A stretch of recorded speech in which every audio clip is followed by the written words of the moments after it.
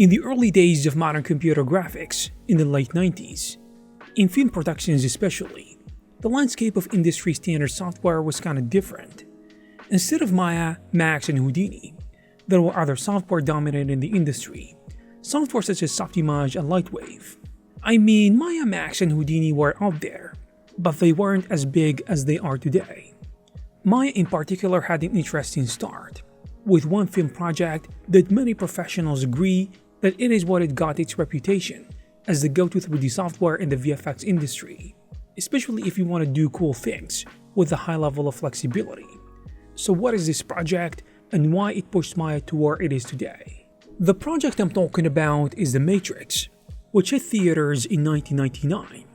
It was not only groundbreaking at the time, I mean when it came to its visuals, but it also kinda made a shift in the industry when it comes to the tools that artists used to make the magic that we can see.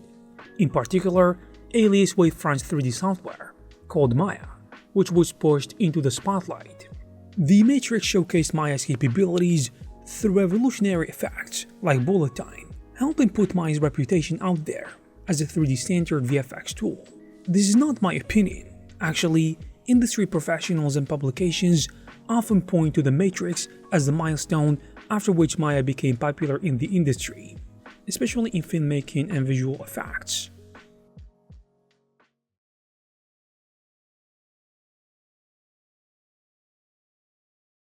So where do we start? Maya 1.0 was first released in early 1998, bringing together features from its predecessors, like Alias's Power Animator and Wavefront's Advanced Visualizer, and it brought those features into a new, extensible 3D suite. From the start, Maya offered a comprehensive toolset for 3D modeling, animation, rendering, and simulation, in addition to a scripting language called MAL for customization. These strengths actually attracted leading studios, even in Maya's first year, and by 1999, several high-profile productions had adopted Maya, notably The Matrix, which would revolutionize cinematic VFX with its bullet time sequences. In fact, all three of the 1999 Academy Award nominees for Best Visual Effects, including The Matrix, which won the Oscar, Star Wars Episode 1, and Stuart Little, all used Alias Wavefront 3D software, including Maya in their pipelines.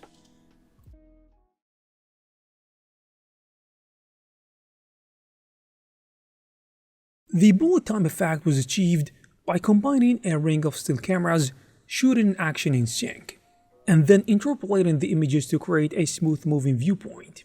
The result, a 360 pan around a suspended action, which was unlike anything we have seen before, and it required a cutting-edge blend of practical photography and 3D post-production, and this is where Maya comes in.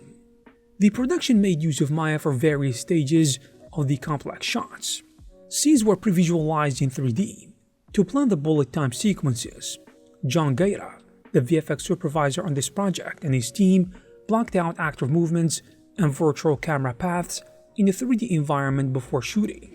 This pre-visualization was essential.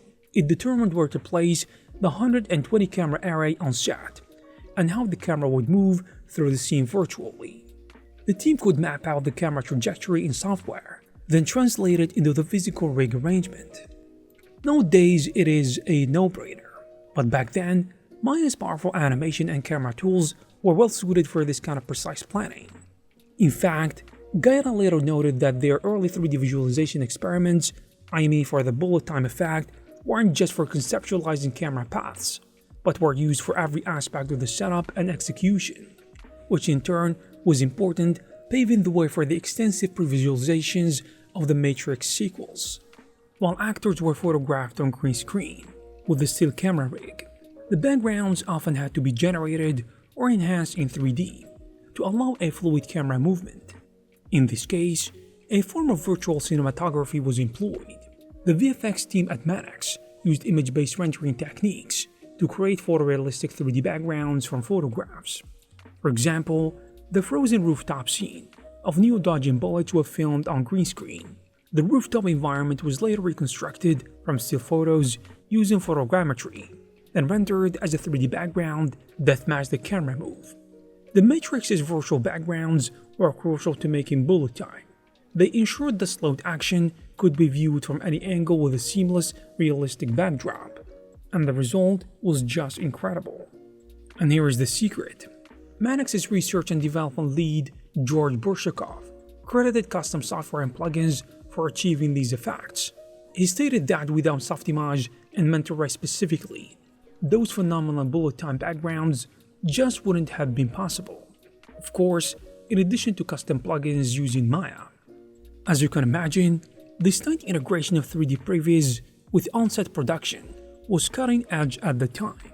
It actually showed how Maya was used in the Matrix not just for final 3D shots, but as a design tool to kind of bridge the real and the virtual during filming. Beyond bullet time, the Matrix featured other striking VFX effects that leveraged Maya's strengths. For instance, the liquid mirror sequence, where Neo's reflection turns into a liquid metal and engulfs him. It was created with 3D morphing and fluid effects, likely animated and rendered through Maya's pipeline. The helicopter rescue scene provides another example, when a helicopter bullet shatters glass in slow motion, or when water droplets freeze as time stalls. These were largely digital simulation using Maya, which shows how much they relied on it.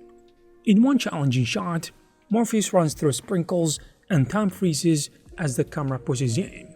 The team had to create a CG water splash in bullet time. They developed a complex particle-based water simulation with millions of particles and rendered it with Mentor Ray for realism to make something that looks realistic. The end result was a completely 3D water, including splashes and ripples that perfectly matched the live-action elements. Maya's animation and particle systems, in addition to custom-written code, were essential to choreograph and preview such effects. Even in the final renders were passed to specialized tools, mainly Mentor Ray via Softimage. At the same time, any fully 3D objects or characters were also built and animated in Maya and Softimage. When it comes to the Sentinel robot creatures, these squid-like machines were animated by Mannix. Maya actually did a good job at modeling these complex mechanical objects around that time. In fact, in the Matrix sequels, the VFX artists at ESC Entertainment modeled hundreds of robotic parts in Maya and Lightwave, then animated them in Maya. It is reasonable to conclude that the first film's 3D elements were similarly handled in Maya as the animation package. Given that Mannix had begun transitioning to Maya during production, thus, whether it was designing gravity-defying stunts, constructing visual sets, or animating doubles or machinery, the Matrix provided a high-profile demonstration of Maya's capabilities in an actual feature film pipeline, which I think is the test that Maya needed to get into the industry and prove itself.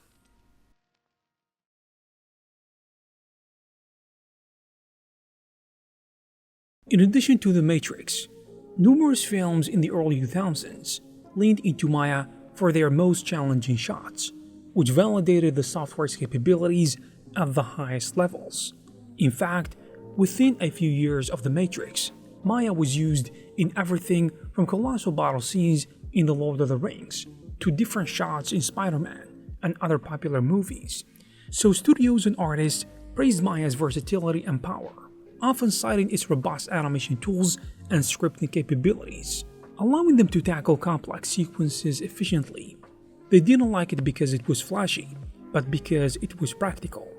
And the software influence grew rapidly, and in 2002 won the Academy of Motion Picture Arts and Sciences, which honored Alias Wavefront for their technical achievement in creating and developing Maya. And naturally, over the years, major VFX houses like ILM, What If Digital, Sony ImageWorks, and so on integrated Maya into their pipelines. And by 2001, Maya was available on Linux, making it even more attractive to large studios running Linux render farms. By 2003, when the Matrix sequels were released, Maya actually stood firm as a standard tool at virtually everything in major VFX studios. The sequels themselves used Maya for everything, from digital demos to massive Agent Smith crowd simulations, often in tandem with custom universal capture techniques. In 2005, Autodesk acquired Alias in addition to Maya, which shows how popular it had become. And under Autodesk, Maya continued to evolve but kept the same toolset and functionality that made it popular when used in the Matrix. And there you have it, guys. If you like this video, please give it a thumbs up. You can also check some of our previous videos. Thank you very much for watching, and I will see you in the next one.